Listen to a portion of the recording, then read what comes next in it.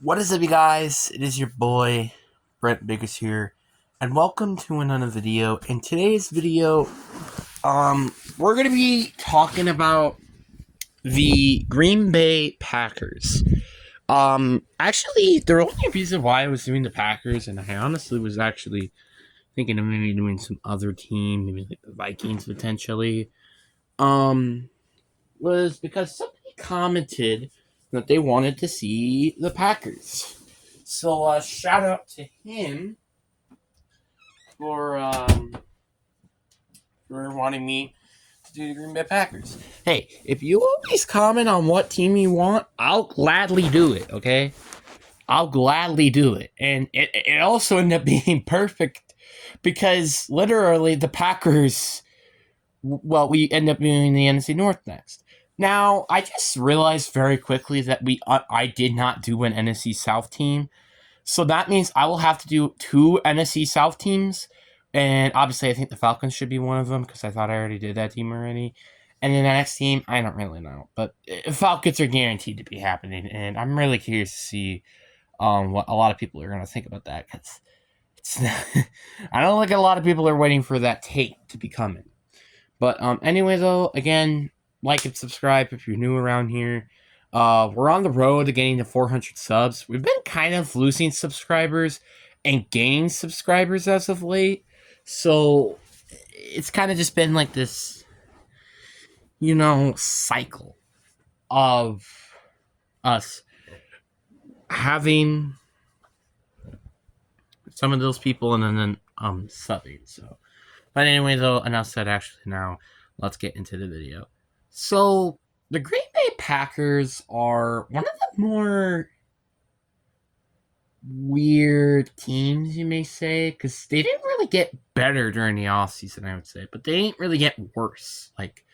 Because losing David Bakhtiari, Aaron Jones, Ruby Ford, Darnell Savage, Devondre Campbell, you're thinking like, wow, that team must have really gotten worse. Not really, because Josh Jacobs is a way better running back. David Bakhtiari barely did anything. John Runyon, who I actually forgot to mention, is getting replaced by Jordan Morgan, who we drafted. All those safety depths we lost, we got Xavier McKinney and Jawan Boulder. So, you kind of get the point here. The point is that this team really isn't that bad. But I still have a bit of a concern with the safety core because, again, you have Jawan Boulder, who's a rookie, so there's going to be some struggles, obviously. And then you have Xavier McKinney, who just had a breakout season. So you never know if that's a year wonder or not. If he's actually going to be a top safety in the league, or is he just going to be a solid safety? But I got maybe a decent feeling it could be something good. Also, the big question mark is our defense. Our defense has always been such a huge question mark for so long because we've been drafting so many defensive players, and it's just an issue. Like when Joe Barry was here, our defense is kind of one of the issues of why this team did not do well, and I'm glad he's not here anymore. But now with the new defensive coordinator, who I can't remember his name in the top of my head, I'm a little concerned because Joe Barry, the reason why he got hired was because, well, Matt LaFleur liked him, obviously. And this is the same thing that's happened again, which is Matt LaFleur liking it. So I'm a little concerned, and also a little concerned of the fact that we actually know how to hire defensive coordinators when we could have just hired Brandon Staley, who literally was available, or Ron Rivera or something like that. There were actually former head coaches that were available who have a defensive mindset. They could have been our head coach, or not our head coach, but they could have been our defensive coordinator, which that would have definitely helped.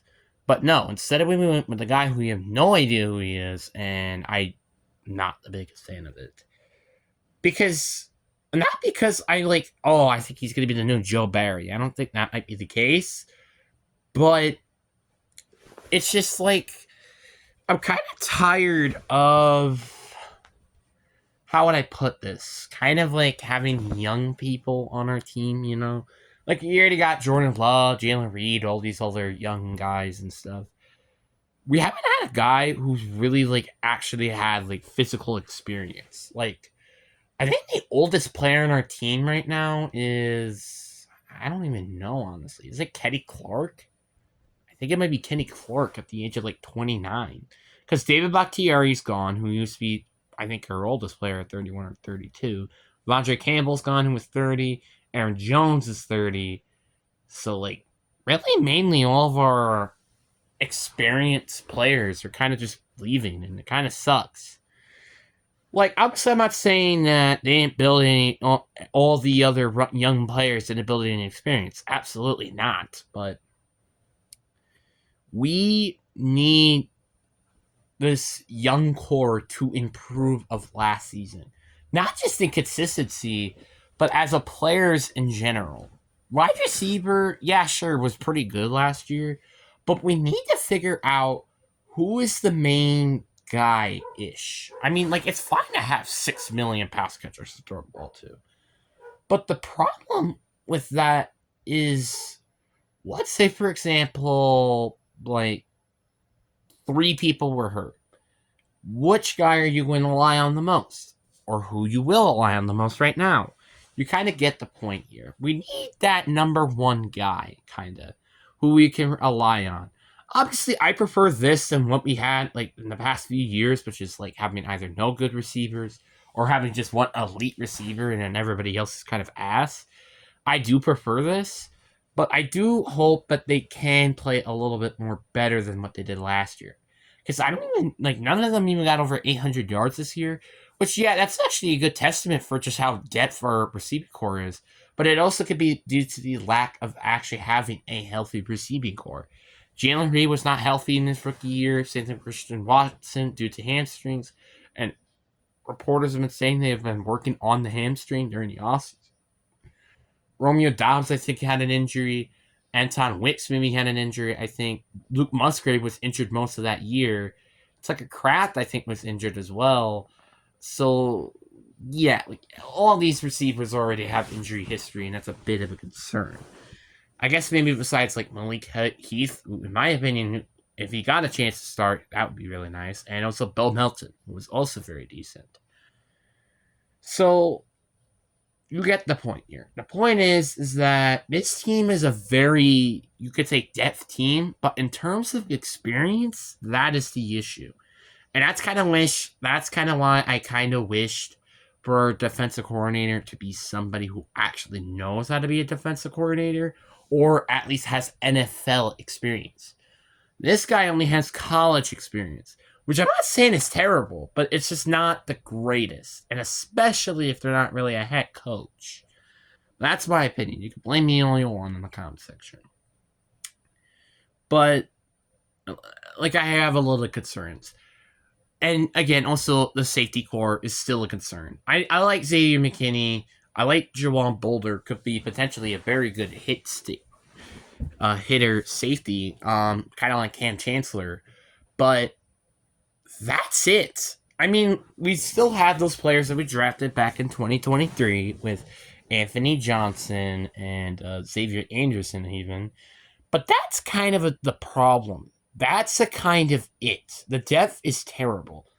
Corner, I don't really think we have. Actually, I think we have very good depth, and that's kind of why I'm kind of fine with them not drafting a corner. It's because Jaire Alexander hopefully can stay healthy for this time this season. Obviously, I've been saying this a million times now. Same thing with Eric Stokes, because we have no idea what we have in him. Who's the other corner? Why do I feel like I'm missing somebody? Oh, it was Rasul Douglas. That's what I was thinking of, but he's not on the team anymore. Keyshawn Nixon, Corey Valentine. Like, we had decent corner depth as well, but the front seven is also a bit of a concern. Teddy Clark is fine. Devontae White, we still kind of need to see a little bit more from him. Quay Walker, we need to see a little bit more of. And again, outside of that linebacker, and obviously Edric Cooper, who's a rookie, which that's a little concern because we have not really been known for drafting insane middle linebackers. I mean, Like, I would say the best player that we've ever drafted at linebacker would be, like, Blake Martinez. Then, obviously, edge rushers, which I think we are pretty good at that, which we have Preston Smith, Rashawn Gary, and Luke Van Ness, who I imagine will have a bigger role in this season with more NFL experience. And also, in my opinion, he was pretty all right when he was on the field. So, and I guess we should talk about offense a little bit more. The O-line is a little bit of a question mark because, like, the tackles, they're fine, I guess. I don't remember if we did sign another tackle or not. Oh, yeah, we did with Andre Dillard. I forgot. So, yeah, we have an interesting tackle room with Andre Dillard, who did have one good season, but then kind of afterwards he's been terrible. Zach Tom and Rashawn Walker, they're both pretty young. Zach Tom is decent when healthy, and Rashawn, I kind of need to see a little bit more out of him. The interior offensive line, Elgton Jenkins is like really the only, like, right now, I would say, if there was like a lock at the interior, if he could stay healthy, that's a problem. But the problem with this interior offensive line is center and right guard. Josh Myers has not been what we've hoped for, and obviously we drafted him over Kareem Humphrey, so I'm a little biased to that. And then we drafted Jordan Morgan at guard, and I'm a little concerned with him because he might retire in like 5 years, and he might just stay injured, which that's an issue. And then, like I said, I already said what's up with the receiving core. The running back core is a little interesting because we did draft a running back in like the 3rd round, I believe, with Marshall Floyd. And then we end up getting who's another player that we got? We got AJ Dillon back and then Josh Jacobs. And I do like our quarterback room. Jordan Love is good, and maybe he might need to prove himself that he can play this consistent level this year as well. But Sean Clifford, I think, is a pretty underrated quarterback. I think he can definitely do something as well when he gets the opportunity if Jordan Love does get hurt. But the big issue with this team, and it's kind of the same thing with the Niners, is if this team could stay healthy or not. Because the problem is the majority of the players on this team have had injury issues. Like Jordan Love, Sean Clifford, obviously not, but like Josh Jacobs has, AJ Dillon has, again, all the receivers that I just said had. The O-line has had some injury issues, which I think Zach Tom, Elgton Jenkins, even Josh Myers, Jordan Morgan, all of them have had injury history. Kenny Clark, I don't think has had any. Devontae Wyatt, I don't think he has either. Preston Smith has an injury history, I know. Rashawn Gary has injury history. Quay Walker, maybe suspensions, I would say, is the best. Corners, obviously, most of our corners have injury history, which is mainly the 2 best, which are Eric Stokes and Jaire Alexander. But safeties, I have no idea about. So, you kind of get the point here. If this team could stay healthy, this team could potentially be a Super Bowl contender. Blame me all you want. But at worst, with, let's say, for example, all these players got injured somehow, like all these major players, I would say this team probably could be like 7-10, 5-12. So we're kind of hoping for this team to not get hurt, which that's an issue. Because like I said, and I say this most of every single year, I feel like, being as a Packers fan, this is one thing that I don't like being as a Packers fan sometimes, is the amount of injuries that this team has annually. It's insane. That's why I'm so happy to see David Bakhtiari just gone. But I'm still so surprised that he's still available because I'm surprised nobody's taking a chance on him because of how good he is when he's healthy. But, like, that's why I'm so glad he's gone. I'm so glad Zadarius Smith is gone. Like all these other players, is because the injury history is insane. Aaron Jones kind of hurts, but even then, he still had injury history, which is why I'm not as sad as I would be. So, you kind of get the point here. If this team could stay healthy, yeah, we could be Super Bowl contenders, absolutely. It's just, the problem is if. If it's a big, gigantic if, because I don't think we've been healthy for so freaking long that it's insane. And it's sad. it's just sad, and I wish this team could get out of that slump of being unhealthy, but we just can't, and it sucks. But obviously, I do think the Packers, in my personal opinion, if they stay healthy, this is one of the best teams in the league, and I don't think that's even a question. But again, that's just an if. But what do you guys think down in the comment section? I really do hope you guys enjoyed this video. Peace.